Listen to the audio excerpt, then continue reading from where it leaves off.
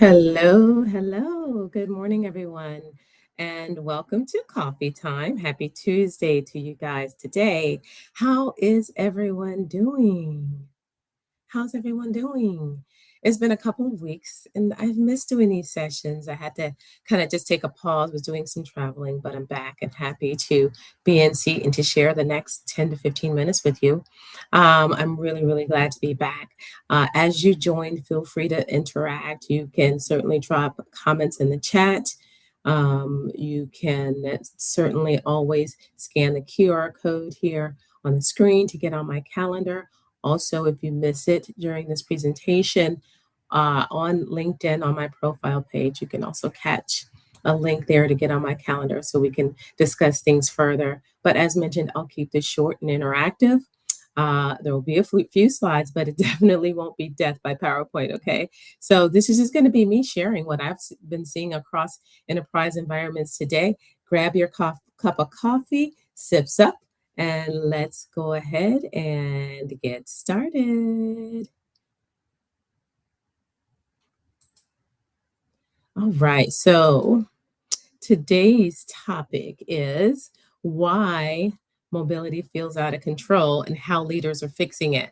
So the environment has changed, but management or the management model has stayed the same. And that's really been the challenge.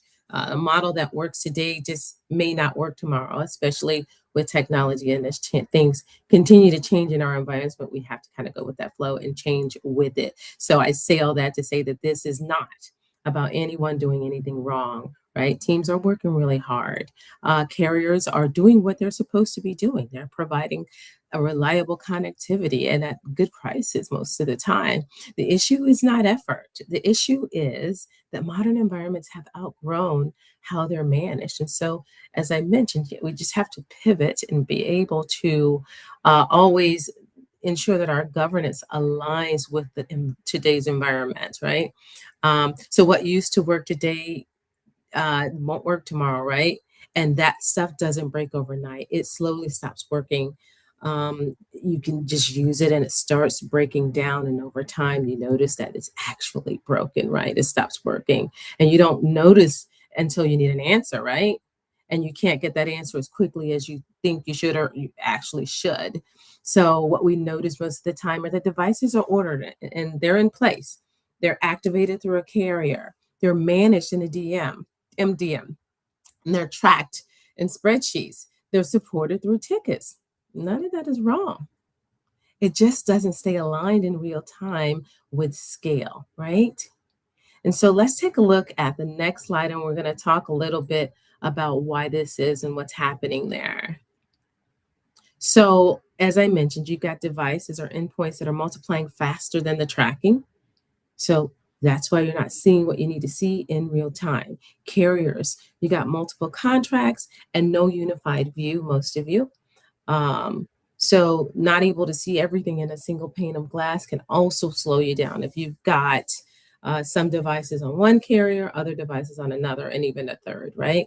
Sometimes people have even more vendors than that, especially if they're global. From an MDM perspective, policy gaps and compliance blind spots are issues, right?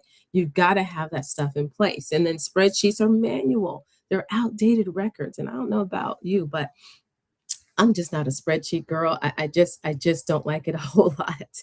And so support is overwhelmed, right?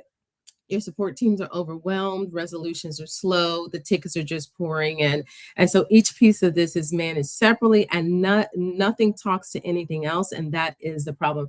I know that some of you are definitely getting some of these things aligned, but I do also believe some of you are also still seeing some of these challenges because of that miscongruity and that incongruity, I should say, and the lack of everything really being married together in a way that's secure and reliable for you guys. Okay. So I do have a quick question for you, and I want you to be honest with yourself about this. If you'd like to drop your answer in the chat, feel free. If you want to hit me up offline, you can. You do not have to respond to this in the chat unless you want to. But the question is, do you feel 100% confident in your device count? 100%. If your leader called you right now asking, Could you say it off the top of your head and be 100% certain and accurate? Or do you have questions? Or even if you know the number, does it really go, or does it align with the number of employees that you have, or the number of IoT devices that you have? Is it off? Is there something off somewhere, or are you 100% certain? At some point, even if your leader's not asking you the question, you might be asking yourself the question, right? Some of those questions might be, how many devices do we actually have? Like, what are we actually spending, and where are those devices? When these three questions don't have fast and confident answers, that's a clarity problem. We talked about clarity and we've talked about it, and I've been harping on it for weeks, right? And it is because it is one of the biggest issues that enterprise companies face today in their mobility environment, because, and especially when they begin to scale or expand, when you start adding tablets and you start adding hotspots and laptops and you start adding thousands upon thousands of IoT devices, and then not to mention, business internet service, all of this wireless connectivity, all of it with a SIM card associated, all of it having a specific purpose, and every SIM card needing to be accounted for. So that's where we are today. When those answers don't line up, visibility breaks down, and that breakdown does not happen overnight. As I mentioned, it fades over time. And so it's like, you've ever heard of the I think it's a toad in the boiling water.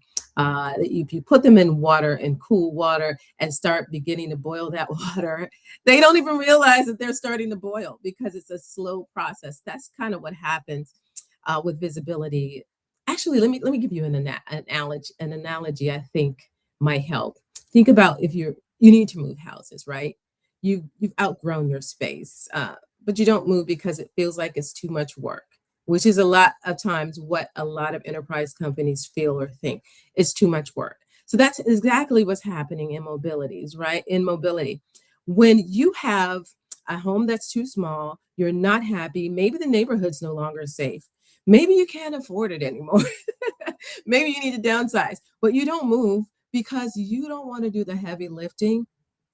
That's where that lack of clarity comes in from a mobility perspective. And that's where that need to change needs to marry with the will to change. And the will to change happens when you have the right partners in place, so that you're not sitting on devices that are unused. You're not dealing with lines that are active that maybe shouldn't be, or you've got lines all over the country and you don't know which one is which. And so if you were asked to do anything at a specific location, it's an overhaul. It takes days, which what should really only take a few minutes, because you don't have the proper insights. And and then from the start, some of you are dealing with delays in onboarding, or maybe once you get that onboarding in place, you're dealing with slower support. You've got to bring the right partners in at the right time, so that you can pack up and move, and it's a smooth, seamless process. It's been done before. You're not the first one to have to do it.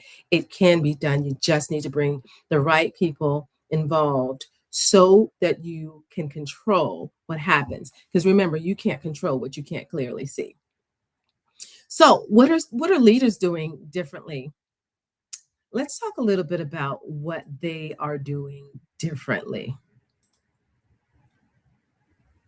And before I do that, just want to just touch on this slide. Like we said before, it's not resistance, it's the weight of change. I meant to transition to this slide, but it's everything I've said. You got to be willing to make the move and just bring the right people in, right? Pack up those boxes, get the right people involved in the process, the right partners to make that move happen. So, what are leaders doing differently? They're not ignoring the problem. They're not hiring more and more people either. So they're not just throwing bodies at it, as I'd like to say, because you can't out hire a visibility problem. You've got to deal with it head on. Think about air traffic control, right?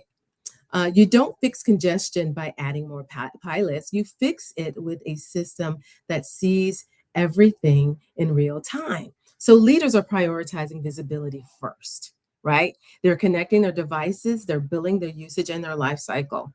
And when I say billing, I mean all billing. all carriers. They're looking at platforms that offer them a single pane of glass and offer them the ability to tailor their view to their needs instead of fitting into the box of whatever platform they might be using. So they're bringing in partners with the right technology, the dashboard, and the support infrastructure. And that doesn't take control away, but that actually gives control back. And that's what you want, that control back. Because remember, what works at 500 devices does not work at 5,000. And it definitely does not work at 50,000 devices.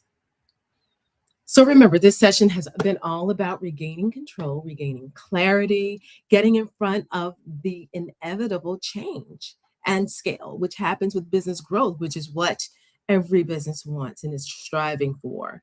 So with technology continually evolving, we have to learn to continually evolve, right? From our governance to everything we're doing from a business perspective. And the best way to do that is to leverage technology tools and partners that use technology tools very well, like AI, and doing those things to benefit your business. It's about of full life cycle management of every single device in your ecosystem, from the birth to the grave of each device. So think forward and reverse logistics, right? How you get it out in the field properly, seamlessly, securely, and then how you get that device back in the same manner. It's about having a single pane of glass into uh, where your mobility ecosystem. That's what true clarity is. That's true control. That's true. That's real safety. And not to mention the joy of your peace of mind, the joy of your work life balance, because you've gotten these things aligned. It's about having the right partner, but it starts with knowing, right? So you've got to know what's going on in your environment. And that's why I'm doing these clarity briefs. These clarity briefs are to help you get the visibility that you need. And as the slide says, clarity really does change everything. As I always say, you can't control what you cannot clearly see. And the first step is not a new tool, it's an honest look at what you know and what you don't know. And that's what I'm here to help you with. This clarity brief is not a sales call. It's a 15-minute working session where we map your environment. We identify gaps, misalignment, and hidden costs. So most people walk away saying, now I actually see it. So get on my calendar. Get on my calendar. So the QR code here is going to lead you to my calendar, and you'll see the QR code on this screen here as well. Go ahead and scan that to get on my calendar. If you're not 100% sure of what you have, you are not alone.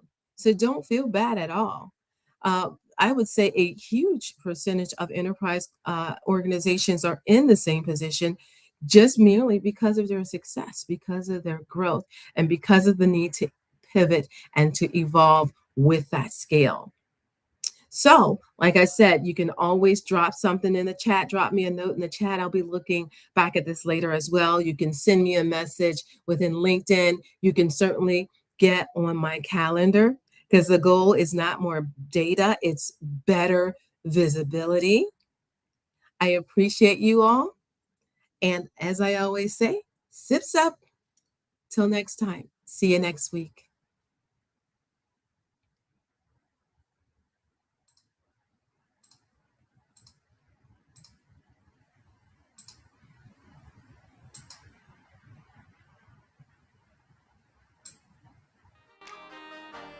I'm going to give you guys a little bit of time to scan that QR code before I end the live. So that's why I'm still sitting here. Take